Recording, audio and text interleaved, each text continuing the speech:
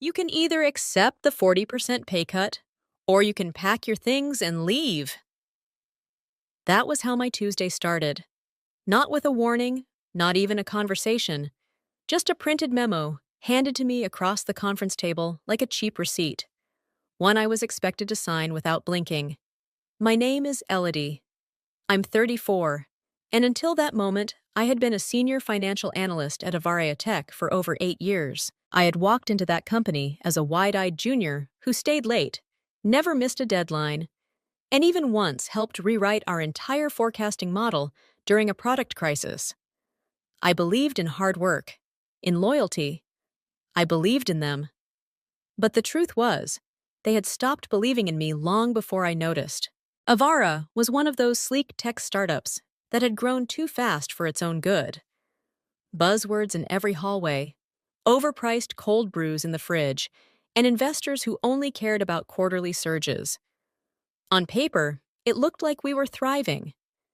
But behind the glossy branding and Instagrammable office perks, things were starting to rot. And I knew. I had been noticing odd inconsistencies in our internal ledgers, vendor payouts that didn't match invoice records, slush fund entries buried in budget allocations that didn't exist a month ago. At first, I thought I was imagining it. After all, I wasn't in charge of audits. But the numbers had started whispering something, and the whispers were turning into screams. Then came that memo. My direct manager, Travis, smug in his tailored suit and thinly veiled condescension, sat across from me with a rehearsed expression of fake concern. "This isn't personal," he said. "It's just a necessary recalibration of our workforce." I wanted to laugh. They were recalibrating me right out of my job because I wasn't silent. I had asked questions. Too many. I didn't argue. I didn't raise my voice. I just looked him in the eye and said, "I'll need some time to think about it." He smirked, already thinking he'd won. I walked out of that room with the memo still in my hand. My stomach was in knots, but my mind was clear. Something inside me clicked. Not out of anger, not yet, but out of something deeper, a quiet knowing that this wasn't just about me. Over the next few hours, no one in the office spoke to me. A few glanced up from their desks as I walked by, their faces tight with discomfort. I guess silence was safer. I went back to my desk and opened my private spreadsheet, a quiet archive of everything I had been tracking: irregular vendor payments, shadow bonuses, salary mismatches. I stared at it for a long time. Then I did something I hadn't planned. I opened a blank email, addressed it to my personal account. The subject line, "If anything happens to me, read this." And then I hit send. Because somewhere deep in my gut, I knew this wasn't the end of my job. It was the beginning of a war. I didn't sleep much that night. Not because I was afraid. I'd already crossed that threshold. But because the silence had started to hum inside me like a warning siren I couldn't shut off. I kept hearing Travis's voice, that condescending calm, as if I was just another line item on his expense sheet. The next morning, I returned to work without a word. I didn't respond to the HR email reminding me about the deadline to accept the revised offer. I didn't answer this ping from Travis's assistant asking to check in. I just logged in, sipped my lukewarm coffee, and waited. By noon, the change became visible. My login access to the central ledger was revoked. Files I'd worked on for years were now marked restricted. The dashboards I'd built, maintained, improved, they were locked. No warning, no explanation. Just cut off. It was surgical. And everyone around me knew. I could see it in how their eyes darted away when I looked up, how casual conversations stopped when I walked into the kitchen. Even the interns, who used to come to me for advice, now avoided my desk like it was radioactive. The worst part? No one said a thing. No, "Hey, are you okay?" No, "What's going on?" Just the rustle of keyboards and the occasional fake cough trying to fill the void. I had never felt so alone in a place I had helped build. 8 years of commitment reduced to a hallway ghost. And yet, I stayed. Every day, I showed up. I smiled politely. I took meeting notes like a good little soldier. I let them think I was defeated. Because silence? It can be a weapon, too.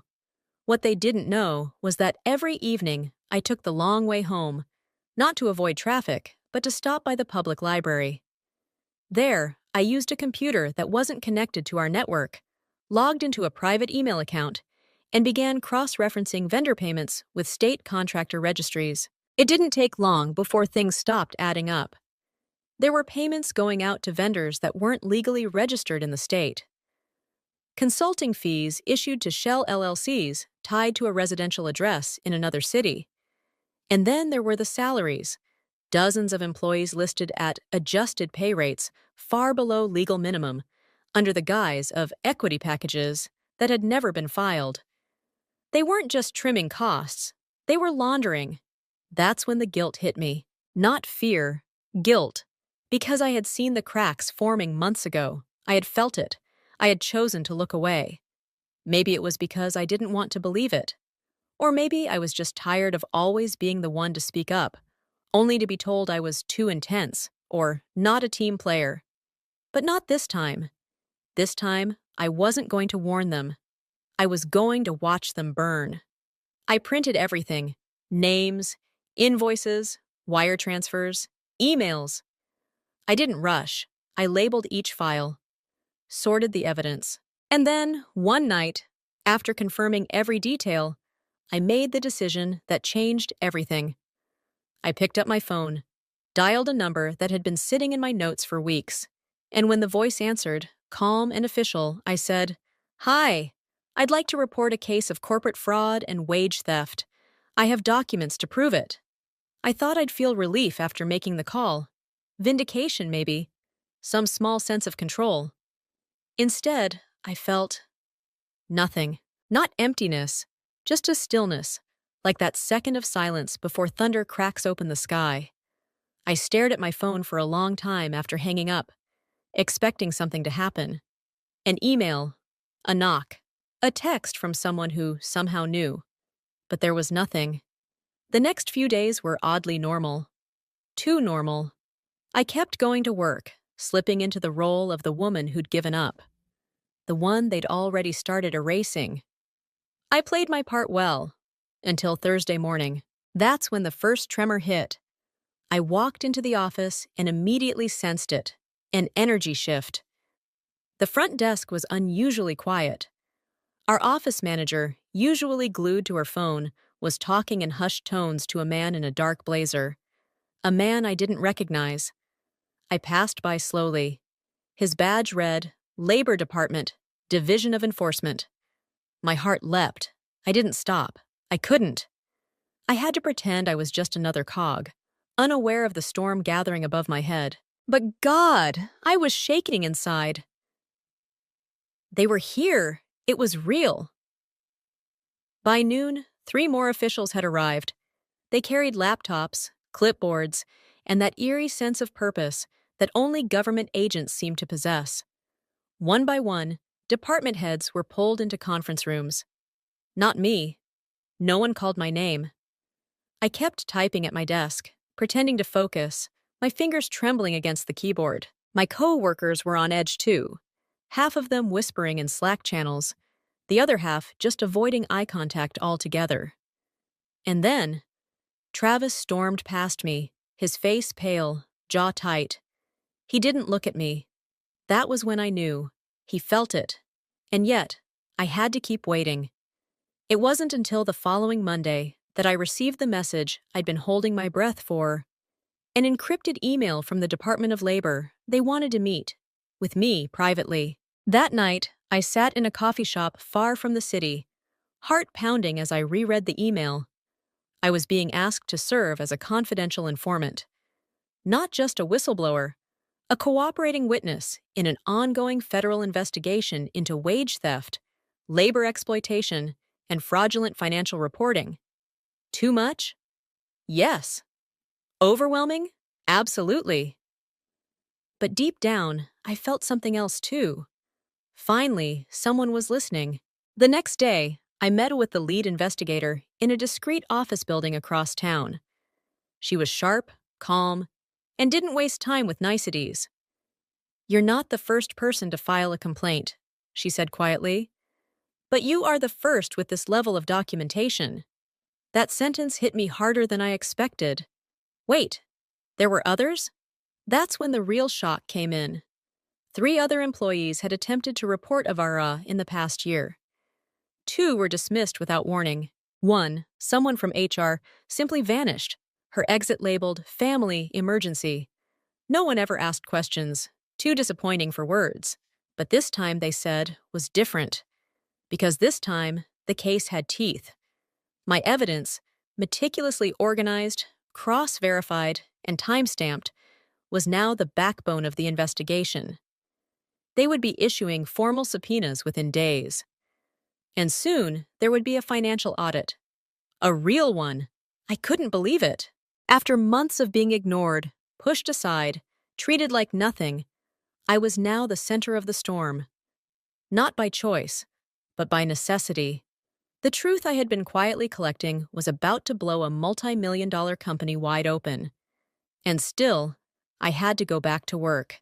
I had to walk into that building every day, past the people who'd written me off, sit at my desk like nothing had changed, all while knowing everything was about to. And I did it. But inside me, something was shifting. I wasn't scared anymore. I was angry. Not just at Travis, not just at the company, but at the entire structure that made it so easy for people like them to thrive, while people like me were forced to choose between silence and survival. They'd made their move. Now it was my turn to finish it. The week that followed was a masterclass in corporate chaos. Subpoenas were issued quietly, but their effect echoed loudly across every floor. Teams were told to archive documents, but access to shared drives mysteriously froze. One department head took a sudden leave. 2 others resigned without a word. And Travis? He was unraveling. I watched it happen in real time. His posture, once arrogant and upright, had collapsed into something jittery. His voice cracked more than once in meetings.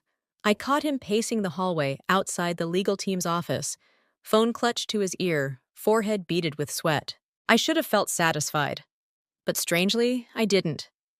No one wins when integrity dies this slowly. Still, I stayed in character. I was the quiet, broken employee who kept her head down. I followed instructions. I submitted empty reports. I showed up and smiled just enough to seem forgettable. But I was far from done.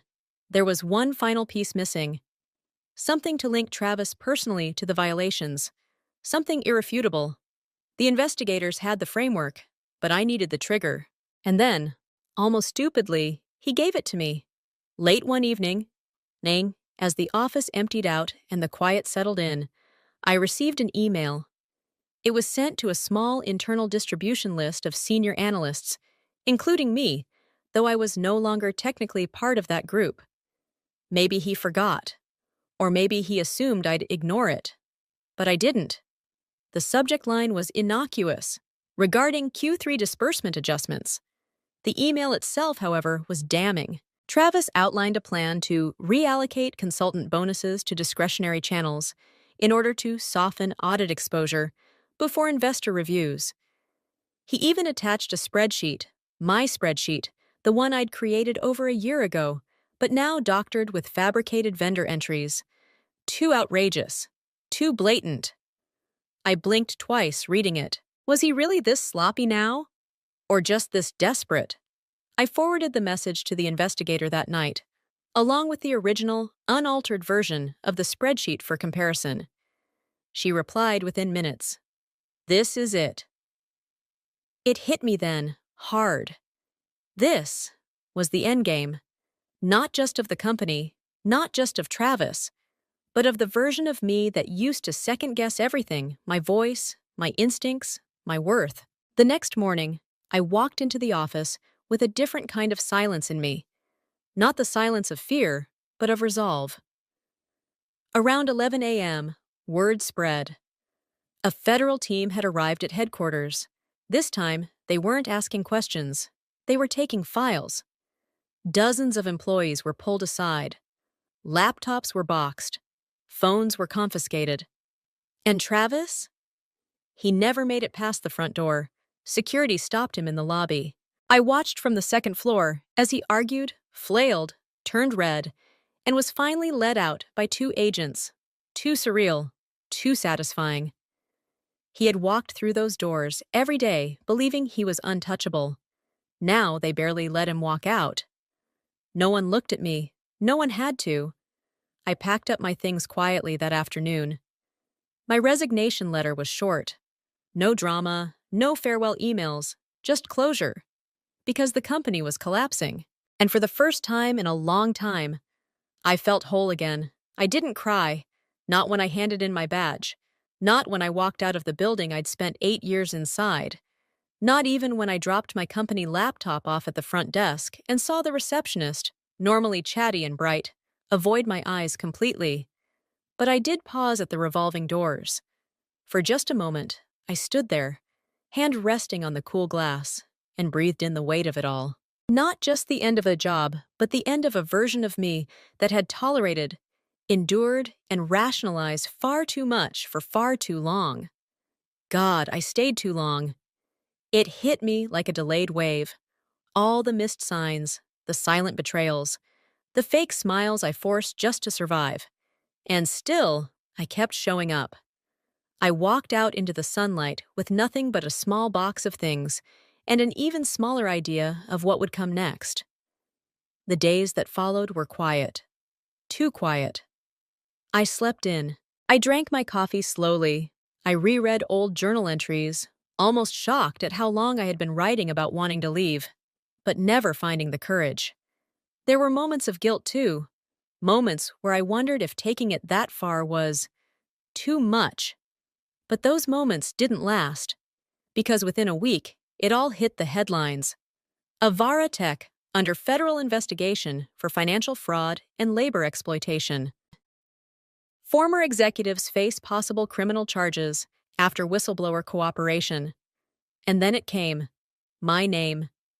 Not shouted, not broadcast, but whispered in threads, private messages, quiet emails. People who had once ignored me in the halls were now reaching out in secret. I'm so sorry. I should have said something. I knew something was wrong, but I didn't know what to do. I wish I had your strength.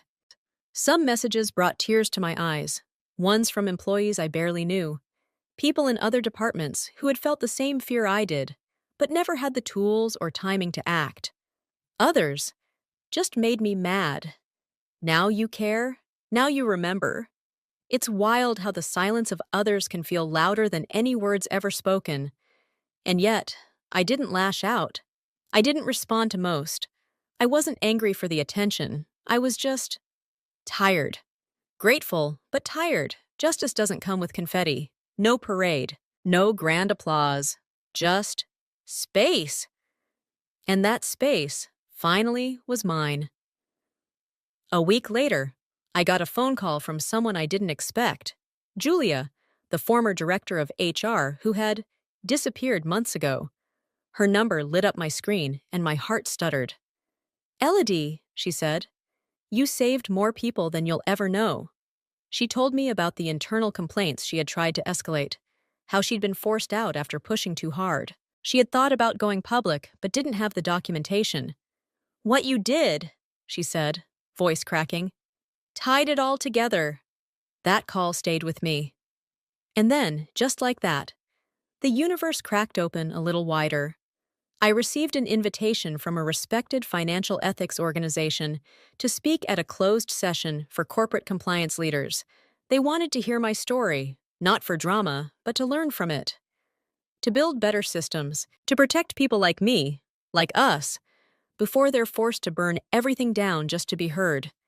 It wasn't about revenge anymore. It was about rebuilding, rewriting, restoring a piece of the world that had gone crooked while too many looked away. Still, there were nights I lay awake, staring at the ceiling, wondering what my next chapter would really look like. I didn't want to be defined by the worst thing that happened to my company, or by the courage it took to expose it. I wanted something simpler, something freer. And slowly, that freedom started to take shape. A former colleague reached out about a role at a new firm, smaller, values-driven, fully transparent. I wasn't sure I wanted to jump back into another office life, but this time, it felt different. They didn't want me despite what I'd done. They wanted me because of it. The office was small, nothing like the glass fortress I had just escaped. No neon logos on the wall, no ping-pong table in the break room. Just soft lighting, quiet hums of focused energy, and the kind of atmosphere that felt human. I didn't know if I belonged here, but I was curious enough to try. My first day at the new firm was gentle. That's the only word I can think of. Gentle. No forced introductions, no pressure to prove my value. Just a quiet welcome from the founder, a woman named Laurel, who looked me in the eye and said, "We're glad you're here. Take your time." No one asked about Avara. No one treated me like a hero, or a threat, or a symbol. And strangely, that was what I needed most. For the first few weeks, I moved slowly, like someone learning to walk again after too many months in survival mode. I checked documents twice, then again, always looking for the hidden trap. I hesitated before asking questions, afraid of being labeled difficult. Old reflexes die hard, but the difference this time was, as no one punished me for caring too much. Laurel would nod when I raised concerns. Teams would actually discuss process flaws without deflecting or blaming.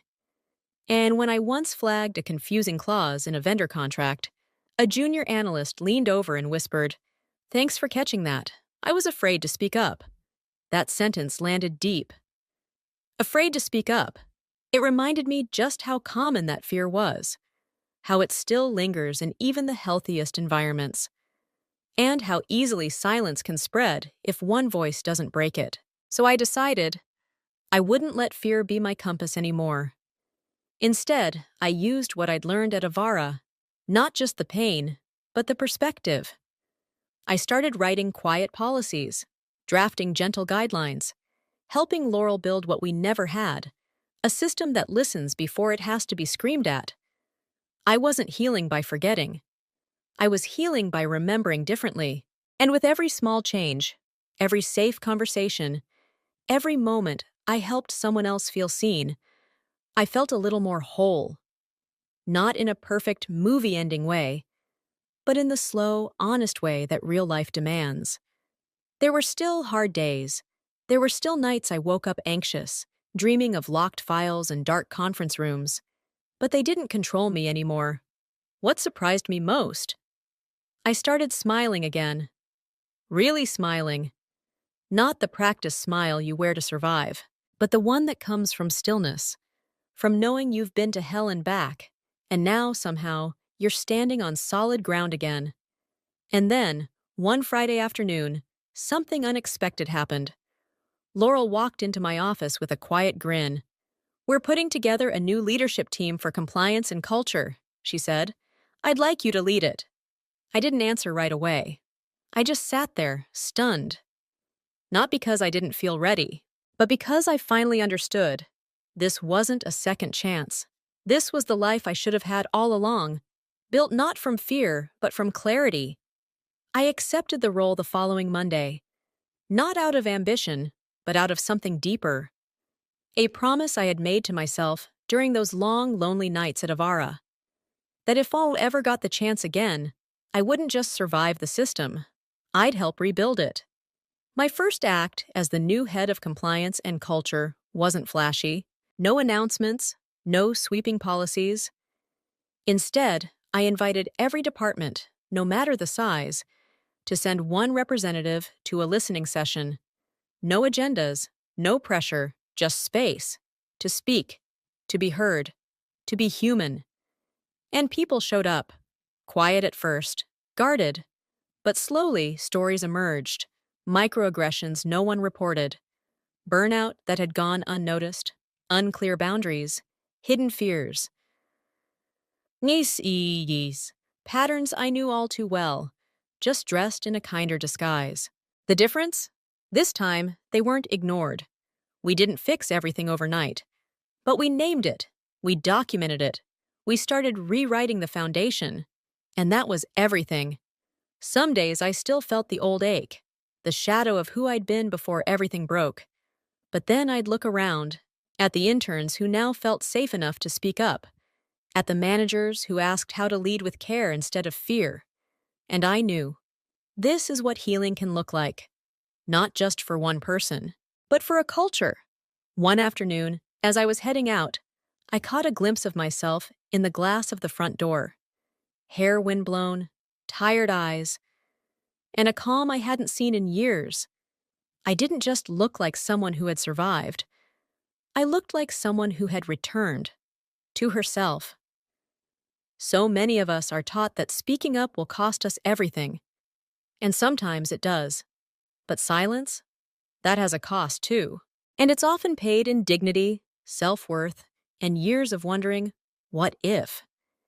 If you've ever stood at that same crossroads, between staying silent and standing tall, what did you choose? And if you could go back, would you choose the same? Tell me your story in the comments. Maybe, just maybe, your voice will be the one someone else needed to hear before they gave up, because sometimes justice starts with a whisper and ends with a voice like yours.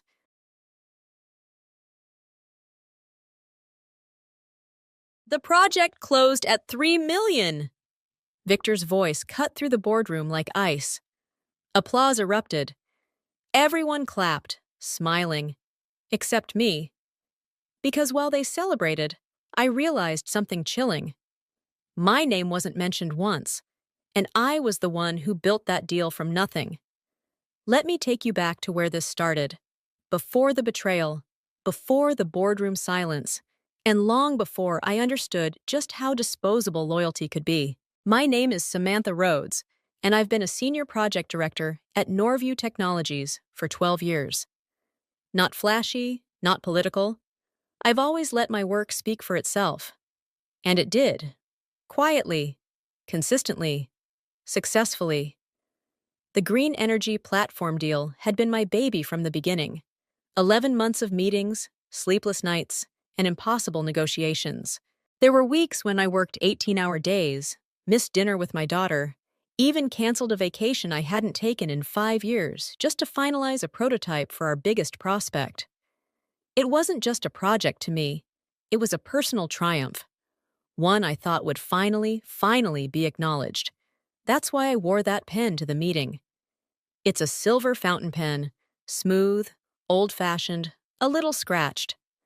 My husband gave it to me on the day I got my first promotion. Use it when you sign something that matters, he'd said, 20 years ago. I had planned to use it today. I'd imagined Victor handing me a contract bonus, or at least a recognition letter. Something symbolic, something real. Instead, I sat there while Victor Crane, our newly hired CEO, soaked in the praise and ran his fingers through his $300 haircut. The contract had been signed, the project approved, the client delighted. But in every word he spoke, I didn't exist. And then came the dagger.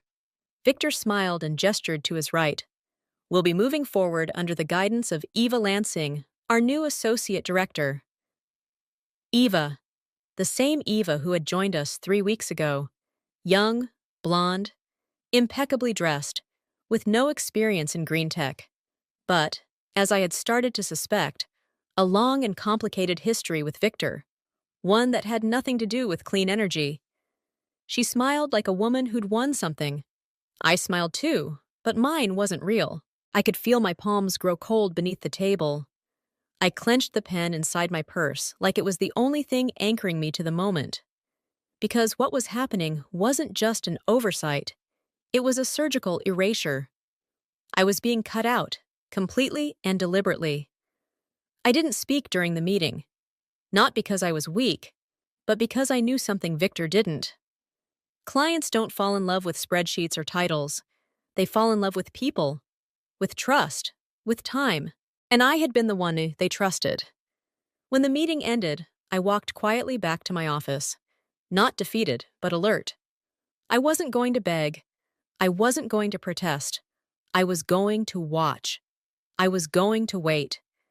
And then I was going to remind them all, What happens when you cut out the heartbeat of a deal and think the machine will still run? I sat alone in my office for a long time after that meeting. I didn't cry. I didn't rage. I just stared at the pen in my hand. This little piece of metal that had once meant progress, respect, and growth.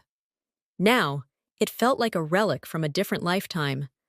There was no official email, no written announcement, just a quiet wave of whispers that spread through the floor by mid-afternoon. Eva was the new face of the Green Spring Project, and I was no longer anything at all. I kept working that day, answering emails, finalizing deliverables. I did it not because I owed them, but because I needed time. Time to understand how far this betrayal reached, and more importantly, who was part of it. That evening, I requested a meeting with HR. Not formally, just a coffee chat with Diane, someone I'd mentored years ago. She looked uncomfortable, hesitant. "Samantha," she said gently, "I probably shouldn't be saying this, but Victor's been pushing restructuring since his first week. He's looking for a younger strategic vision." His words! I raised an eyebrow. "So this wasn't about my performance?" She bit her lip. "He's calling it realignment of leadership.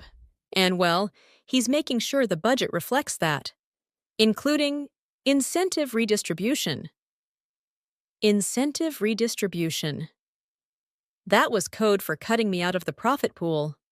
I nodded slowly. "And the Green Spring deal?" She sighed. "He's trying to categorize it as a team effort, no individual bonuses." That's when it hit me. This wasn't just about sidelining me. It was about erasing my ownership. He didn't want to reward the person who made the deal happen. He wanted to rewrite history, one where he and Eva appeared as the masterminds. That night I drove home in silence, the kind of silence that holds 1,000 unsaid things. My daughter Chloe had waited up for me.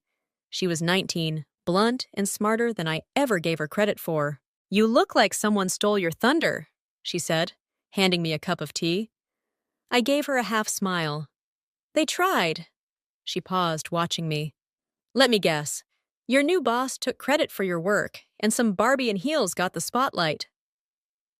I blinked. "How did you—" "Mom, it's corporate. It's always like that." I laughed, the sound bitter in my own ears. But she wasn't wrong. Still, I wasn't ready to become a cautionary tale. The next morning, I got in early. I reread every clause in my original contract. I checked my email logs with the client. I documented timelines. I even printed out copies of all my meeting notes, because if they wanted a paper trail, they were going to get one. What Victor hadn't considered was that people like me don't just walk away. We watch, we listen, and when the moment is right, we act. That afternoon, as I was organizing files, my phone buzzed. A name flashed across the screen, the last name I expected. Ellen Myers, Senior VP of Strategic Development at Core Unity. The client. The $3 million client. I picked up the call. Her voice was low, measured.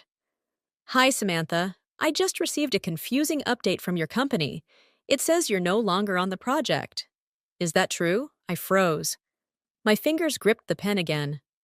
"Yes," I said quietly. "That's true." A pause. "Well, I have a problem with that. I think you and I should talk. Privately." I met Ellen Myers the following morning at a quiet little cafe near her office, a place she chose deliberately, away from boardrooms and buzzwords. I arrived 10 minutes early, out of habit. She arrived 5 minutes early, out of intent. "Samantha," she said warmly, sliding into the booth across from me. "I'm so glad you agreed to meet." "So am I," I replied, though the knot in my stomach hadn't untangled since she called. She didn't bother with pleasantries. "I need to ask you something directly," she said, leaning in. "Did you step away from the Green Spring project voluntarily?" I shook my head. "No, I was replaced." "Why?" I hesitated. There was no elegant way to say it. "Because I'm not part of the narrative Victor Crane wants to sell." She exhaled sharply. That's what I thought. What she said next nearly made me drop my coffee. We signed that deal because of you. You built the trust. You solved the prototype issue. You even flew to Denver last minute to calm down our compliance team. Victor? Eva? They weren't in the room when it mattered. I blinked, stunned. That trip to Denver had nearly cost me my health. I'd had a fever.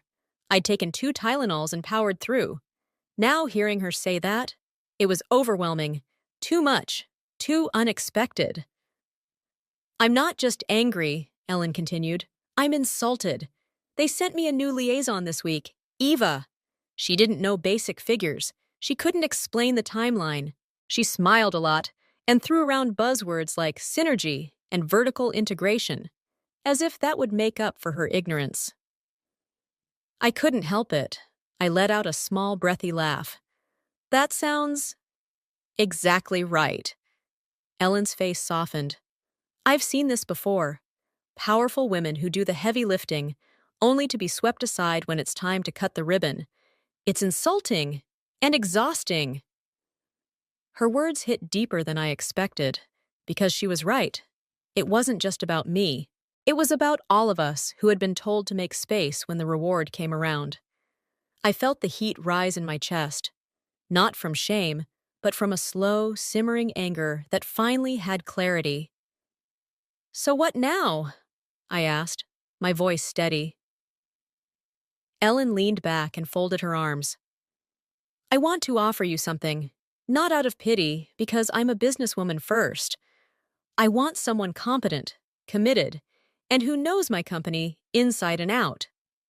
She paused. I want you to come on as an independent advisor, directly to us. You'd work with our internal integration team, same compensation package, possibly more. I stared at her. Independent? Not through Norview? That wasn't just a job offer. That was a shift in power. I began, but she held up a hand. Take a few days. I know this isn't easy. But Victor made a mistake. He underestimated how loyal clients are when they're treated with respect. I nodded slowly. Thank you, Ellen. Really, that means more than I can say.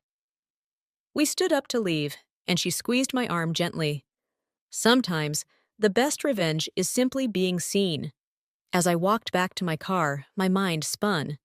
The bitterness from the boardroom, the insult of being replaced, the sleepless nights, they all began to sharpen into something new. Resolve. I pulled out my phone and sat in the driver's seat for a moment. I didn't cry. I didn't scream. Instead, I smiled, for the first time in days. That night, I opened my laptop and created a private folder titled Plan B. I reviewed every contact I had from the Green Spring project. Every email, timeline, deliverable. I compiled them into a timeline that made one thing painfully clear. I had been the backbone of the deal. They didn't just try to push me out. They tried to rewrite the truth. And that, more than anything, lit the fire inside me. The next morning, Eva strutted past my office in a pencil skirt too tight for comfort, and a confidence that wasn't hers. She glanced in at me like I was yesterday's news. Oh, how wrong she was. I picked up the phone and dialed one more number. Not to Ellen, to someone else. To someone I hadn't spoken to in years, but who owed me a favor. And just like that, the next piece of my quiet little war fell into place. The number I dialed belonged to Naomi Trask, an old colleague from my early consulting years. She was now the senior compliance officer at Elridge Capital, one of Norview's largest financial backers. We hadn't spoken in almost 5 years, not since we'd both fought tooth and nail to prevent a merger that would have buried dozens of mid-level jobs. She won. I lost. But we respected each other for how we played the game. Now I needed her. She picked up on the third ring. Samantha? Hi, Naomi. I need 15 minutes and your discretion. There was a pause, then a chuckle. You never call unless something's on fire. I'm listening. I laid it out, clean and simple. No drama, just facts. The project, the removal, the blatant attempt to reassign credit. And the most important detail of all, the client's growing frustration. You're telling me Norview's about to jeopardize a $3 million rollout with Core Unity because they pushed out the deal lead to install what? A LinkedIn model with no credentials? That's the short version, I said, lips tight. She let out a sharp breath. Wow, that's not just reckless. That's suicidal. Exactly. Naomi didn't offer me a solution, but she didn't need to. I knew how the world she lived in worked. She only had to ask the right questions during her next financial review call with Norview's board. And knowing Naomi, she would. After we hung up, I sat back and closed my eyes. God, it felt good to move again. Not in bitterness, but in strategy. The next 2 days were quiet, almost eerily so. I went through the motions at work while tracking the slow burn I'd just ignited. Then, on Wednesday morning, it happened. Victor canceled our department's weekly check-in. No explanation, just a one-line email sent at 6:07 a.m. Team, this week's check-in is postponed. We'll reschedule. Postponed? That never happened. Victor loved those meetings. They were his personal stage. Something was rattling him. That same day, Diane from HR pinged me with a cryptic message. Something's up. Naomi's name came up in the boardroom this morning. You didn't hear it from me. I smiled at the screen, too pleased, too satisfied. So soon? I hadn't expected the dominoes to fall this quickly. But then came the part that infuriated me. That afternoon, I received a forwarded email, sent company-wide. Eva had been appointed Strategic Vision Liaison for the Green Spring Project. A made-up title if I'd ever seen one. The announcement praised her for her energy, her fresh perspective, and, this one really burned, her deep involvement since the project's inception. What? Since the inception?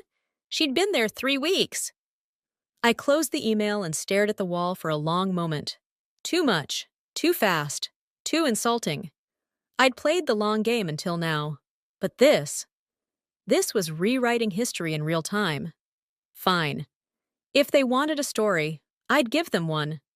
That night I wrote a short, polite email to Ellen Myers. Just one sentence. You might want to take a closer look at today's company announcement regarding Greenspring, specifically the credentials of their new liaison.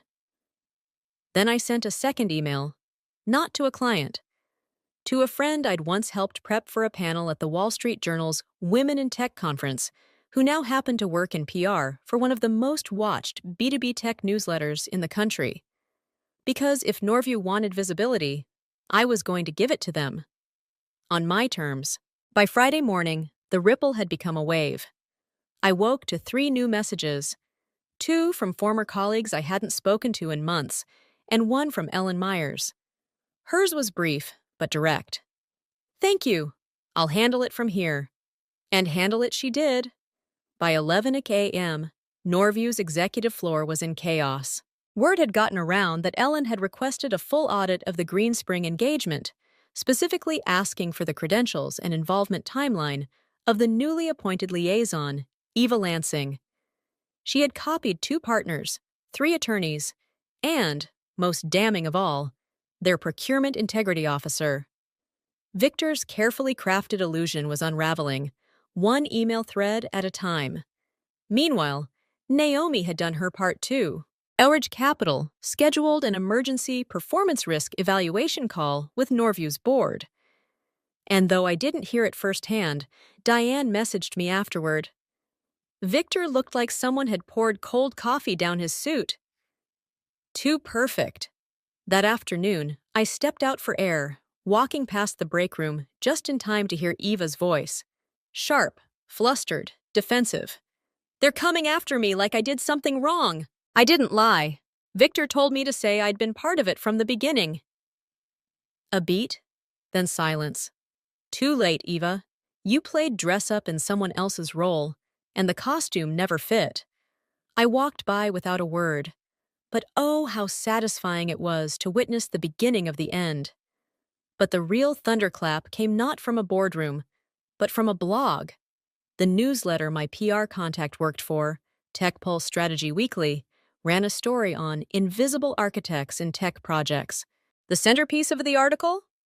An anonymous source describes being replaced at the height of a multi-million-dollar contract by someone with the right look but none of the qualifications. The client refused to cooperate unless the original lead was reinstated. The article ends with a quote, "Corporate memory is short, but clients remember who shows up for the hard parts." My phone buzzed nonstop for hours. The piece went semi-viral on LinkedIn. Comments poured in, stories like mine, frustrations from other women, and even support from former clients who recognized the tone of what had been done to me and had likely experienced it too. Too real, too common, too powerful to ignore. Later that evening, Chloe found me at the kitchen table, still scrolling. "Mom," she said, grinning, "you broke LinkedIn." I laughed, really laughed. For the first time in weeks, I felt light, like I had taken back something no one else could have handed to me, my own narrative. But with every move forward, there's always a reaction. Monday morning brought a calendar invite. Urgent, Victor Crane, 10 o'clock a.m., executive conference room. No details, no agenda, just tension. I walked in calmly, wearing the same navy blue blazer I'd worn the day I closed Greenspring. Victor was already seated, flanked by 2 board members, and, surprise, surprise, Eva. She looked like she hadn't slept. Victor didn't waste time. "Samantha, we're concerned about certain perceptions regarding recent events. It would be in everyone's best interest to clear the air." I smiled politely. "Happy to help. Which part would you like me to clarify? The project I led? Or the silence I kept while others took credit?" A pause. A twitch in his jaw. Eva looked like she wanted to disappear. One board member, an older gentleman I didn't recognize well, leaned forward. "Miss Rhodes, would you be open to sharing your documentation of involvement in the Greenspring deal?" Would I? I already had it printed, tabbed, and waiting in my briefcase. I pulled it out and handed it over without hesitation. "Of course," I said. "Transparency is in everyone's best interest." The board member flipped through my documentation with practiced eyes. He didn't ask questions. He didn't need to. The timeline was too detailed, the emails too clear, the truth too undeniable. Victor sat stiffly across the table, his fingers laced together, his jaw tight. Eva didn't look up once. I kept my voice calm. Every meeting, every draft, every client call, I logged it all.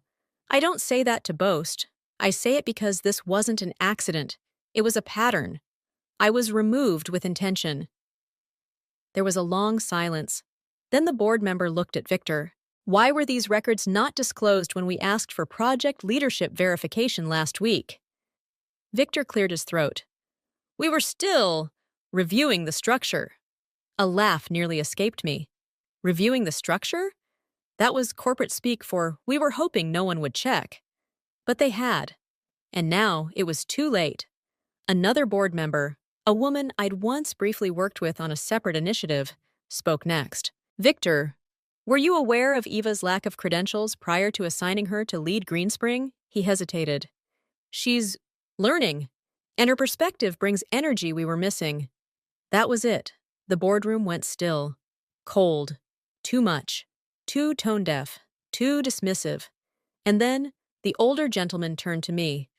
"So, Rhodes, if we were to formally reappoint you to the Greenspring contract as the project's strategic lead, would you accept?" My chest tightened, not from fear but from surprise. After everything, they were offering it back? I took a breath. "No," I said gently. "The client has already asked me to work directly with them. And frankly, I intend to honor that. I'm not interested in a seat that was only offered after public pressure made silence impossible."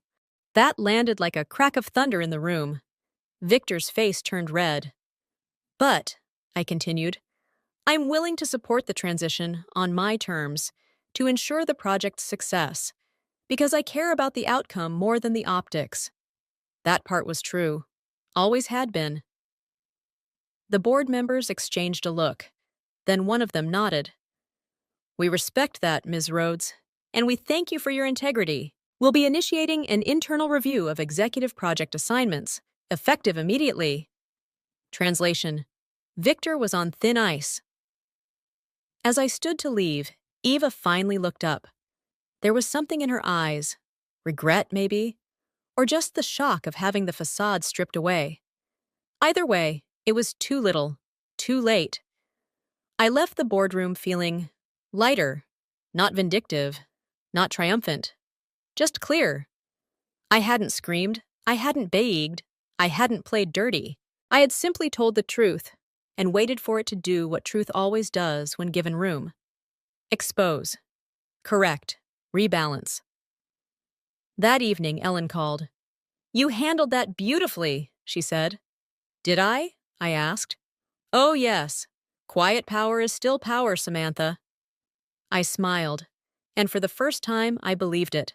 2 weeks later, I walked into Core Unity's downtown office, not as a vendor, not as a desperate employee hoping to reclaim a stolen seat, but as a trusted advisor with a contract that bore only one name at the top, mine.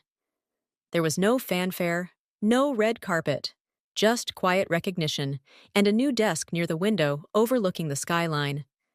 It was more than enough. Ellen greeted me with a knowing smile. "This feels right," she said, handing me a welcome folder. "It always should have been this way." I nodded. It just took the long way around. The first days were steady, honest, productive. I met with engineers, marketing leads, and finance. Not once did I need to assert authority. They listened because they remembered.